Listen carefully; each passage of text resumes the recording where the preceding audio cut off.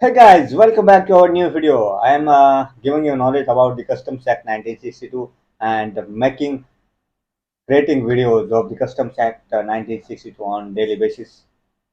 And you can watch my videos on daily basis at 7 o'clock in the morning. Now the today's morning time is 6 o'clock and I am shooting this video only for you to give you knowledge about the Customs Act 1962. I am the first person in India who is giving in detailed that type of knowledge about the Customs Act 1962, about customs clearance. So guys, in the previous video, we have already seen some sections from the chapter number 9 warehousing.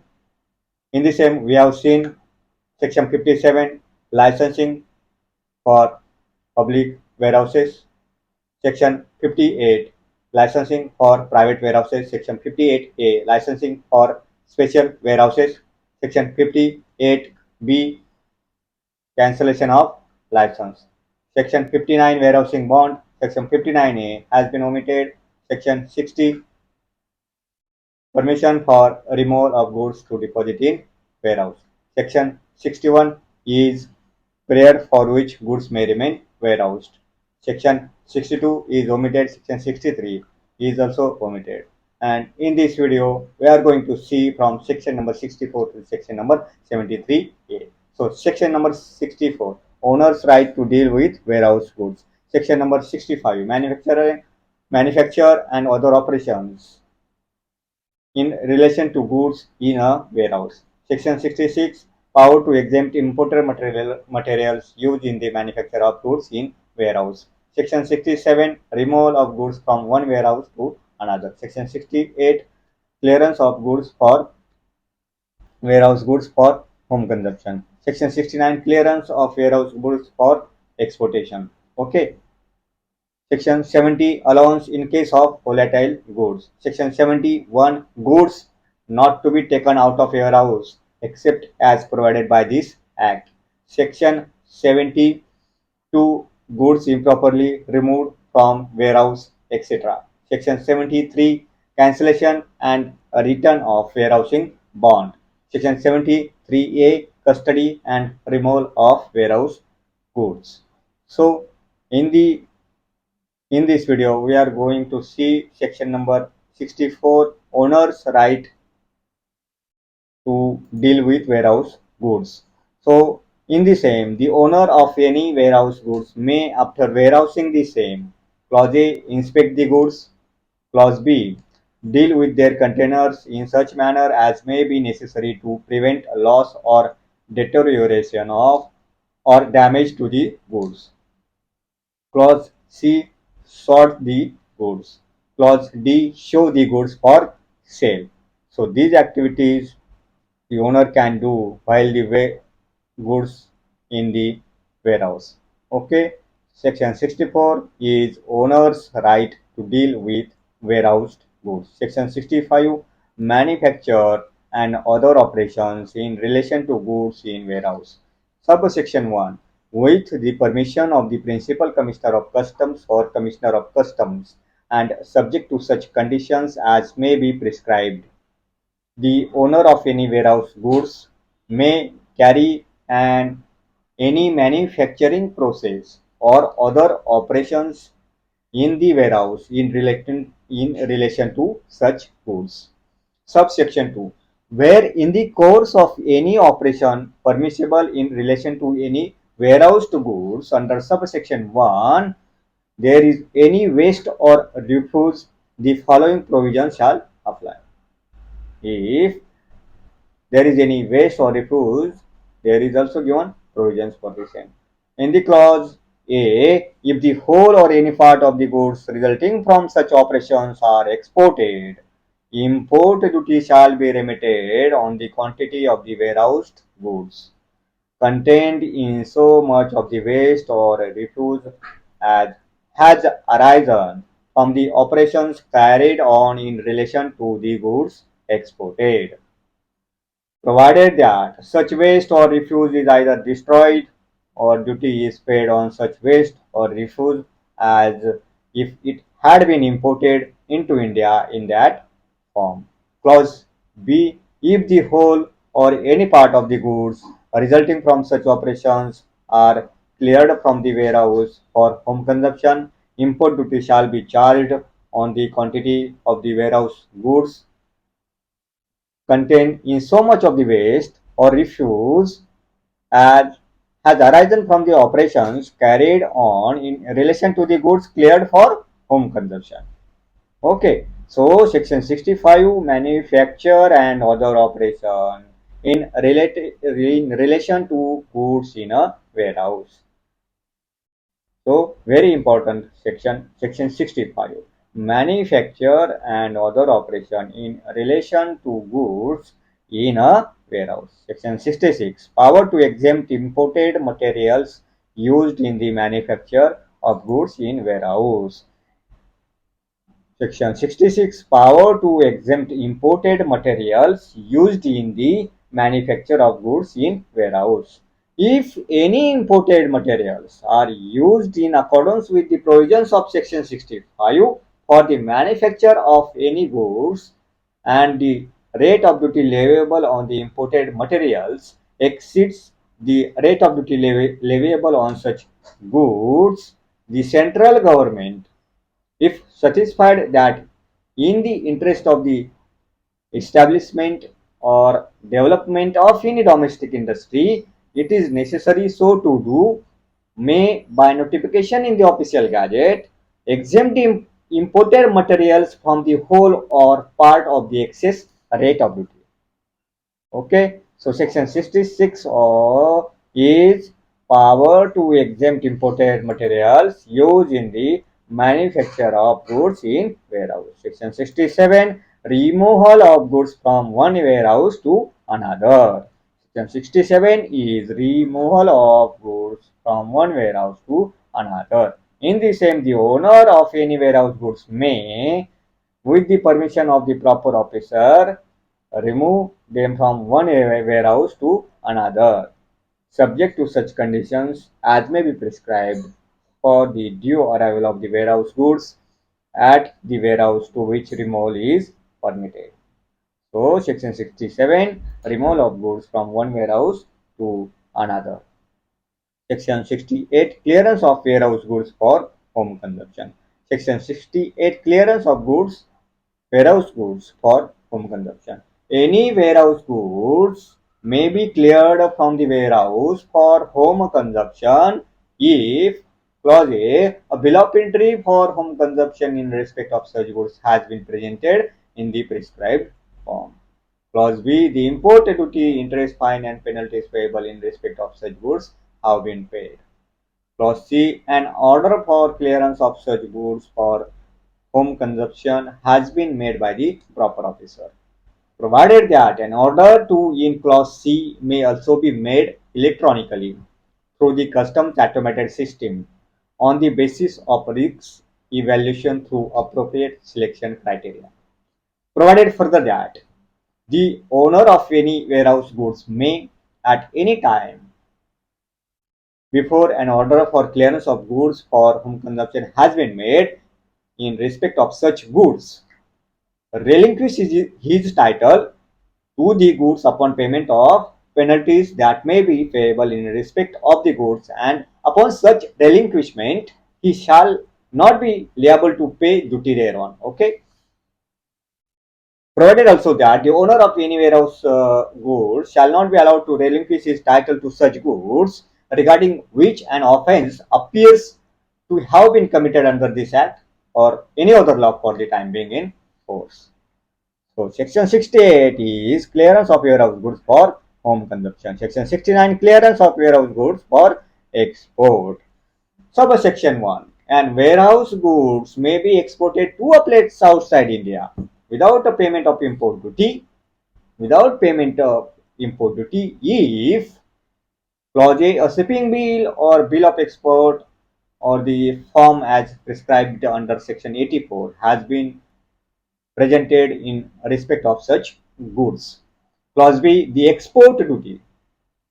Fine and penalties payable in respect of such goods have been paid. Clause C, an order for clearance of such goods for export has been made by the proper officer, provided that the order referred to in clause C may also be made electronically through the customs automated system on the basis of this evaluation through appropriate selection criteria.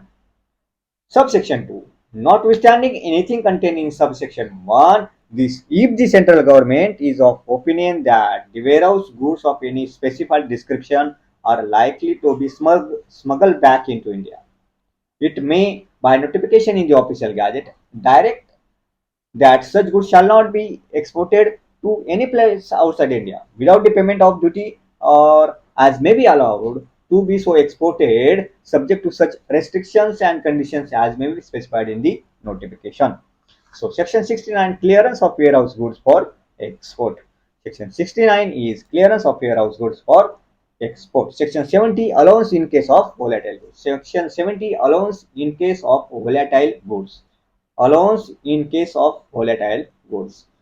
So in the same section, subsection 1, when any warehouse goods to which this section applies are at the time of delivery from a warehouse found to be deficient in quantity on account of natural loss, the Assistant Commissioner of Customs or Deputy Commissioner of Customs may remit the duty on such deficiency. So, Assistant Commissioner of Customs or Deputy Commissioner of Customs may remit the duty on such deficiency. Subsection 2. This section applies to such warehouse goods as the central government, having regard to the volatility of the goods and the manner of their storage, may by notification in the official gazette specify.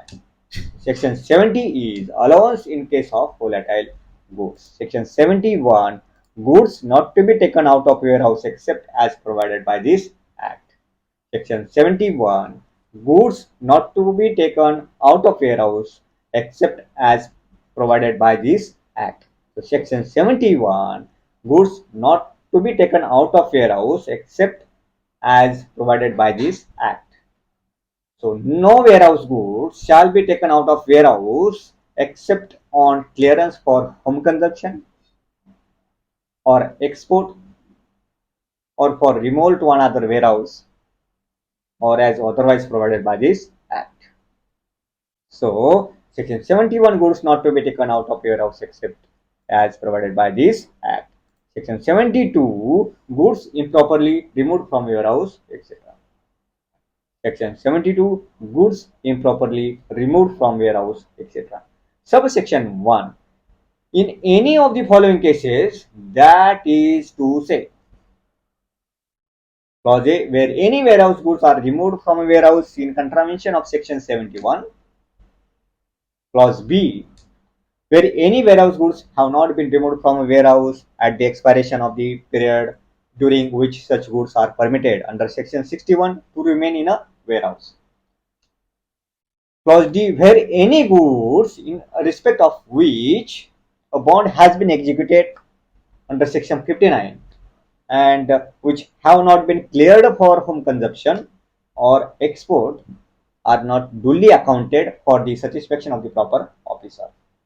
The proper officer may demand, and the owner of such goods shall forthwith pay the full amount of duty chargeable on account of such goods together with interest, fine and penalties payable in respect of such goods. Subsection 2. If any owner fails to pay any amount demanded under subsection 1, the proper officer may, without prejudice to any other remedy, cause to be detained and sold after notice to the owner any transfer of the goods, notwithstanding such sufficient portion of his goods, if any, in the warehouse as the said officer may deem fit. Okay, so if any owner fails to pay the amount demanded under subsection 1 by the proper officer. So, proper officer may detain and sold such portion of the goods and collect the same duty. Okay, so this is also very important section. Section 72, goods improperly removed from warehouse, etc. Section 73, cancellation and return of warehousing bond. Section 73 is cancellation and return of warehousing bond. Section 73 is cancellation and return of warehousing bond. So, when the whole of the goods covered by any bond executed under Section 59 have been cleared for home consumption or exported or transferred or otherwise duly accounted for, and when all the amount due on such accounts on such goods have been paid, the proper officer shall cancel the bond at, as discharged in full and shall on demand deliver it. So, cancelled to the person who has executed or is entitled to receive it. When the whole of the goods covered by any bond executed under Section 59 have been cleared for home consumption or exported or transferred or are otherwise duly accounted for, and when all amounts due on account of such goods have been paid, the proper officer shall cancel the bond as discharged in full and shall on demand deliver it. So cancelled to the person who has executed or is entitled to receive it. So section 73 is cancellation and return of warehousing bond. Section 73A, custody and removal of warehoused goods. Subsection 1. Section 73A, custody and removal of warehouse goods. Warehouse goods. Section 73A, custody and removal of warehouse goods. Subsection 1. All warehouse goods shall remain in the custody of the person who has been granted a license under Section 57 or Section 58 or Section 58A until they are cleared for home consumption or are transferred to another warehouse or are exported or removed as otherwise provided under this Act. Subsection 2. The responsibilities of the person referred to in subsection 1 who has custody of the warehouse goods shall be such as may be prescribed. Subsection 3. Where any warehoused goods are removed in contravention of Section 71, the licensee shall be liable to pay duty, interest, fine, and penalties without prejudice to any other action that may be taken against him under this Act or any other law for the time being in force. So, Section 73A, custody and removal of warehouse goods.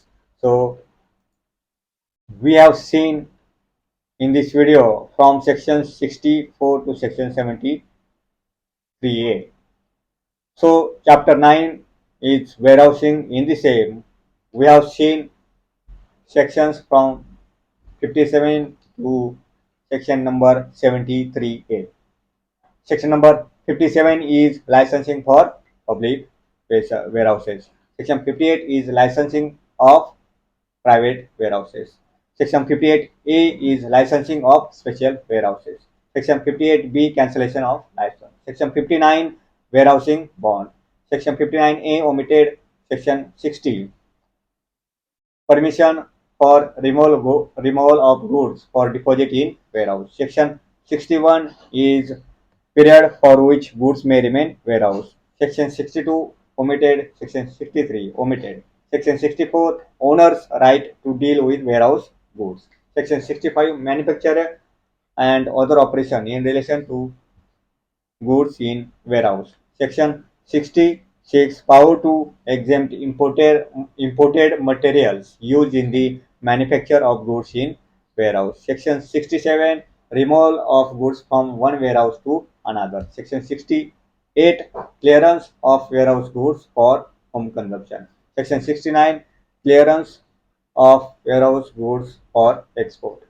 Section 70, allowance in case of volatile goods. Section 71 is goods not to be taken out of warehouse except as provided by this Act. Section 72 is goods improperly removed from warehouse, etc. Section 73 cancellation and return of warehousing bond. Section 73A custody and removal of warehoused goods. So guys, we have seen all these sections in this video. So chapter number 9 warehousing is also very important in terms of the Customs Act 1962. So you have to study this chapter thoroughly. Please listen my videos again and again to understand the Customs Act 1962 and improve your knowledge about the Customs Act 1962 and about the customs clearance, import and export. Guys, if you like my videos, please like, share and subscribe and share with your friends who has need of these videos.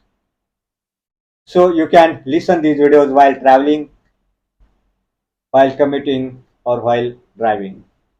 So this can improve your knowledge about the customs clearance, Customs Act 1962, import export goods. Okay guys, so see you in the next video. Till then, bye bye and take care.